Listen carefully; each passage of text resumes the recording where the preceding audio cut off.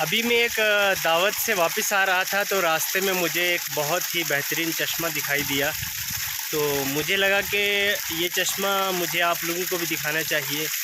तो यहाँ पे आप लोग देख सकते हैं कि ये खूबसूरत चश्मा है यहाँ पर, जहाँ पर इतना ठंडा पानी एकदम जो यहीं से निकलता है पीछे से, और एकदम ताज़ा और ठंडा पानी यहाँ पर आ रहा है, एकदम फ़िल्टर किया हुआ।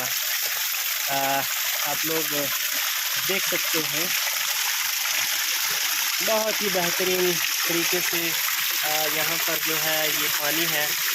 यहाँ पर आप लोग इस पानी को पी सकते हैं। इससे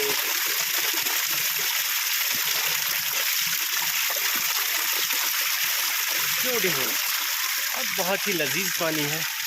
ये आप इसकी लोकेशन देख सकते हैं। इन पत्थरों की बैक साइड से ये पानी आता है और बहुत ही अच्छी लोकेशन है।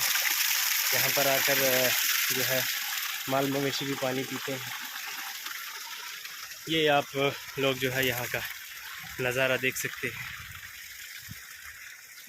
आई होप आप लोगों को ये चश्मा बहुत ही पसंद आया होगा। Thank you.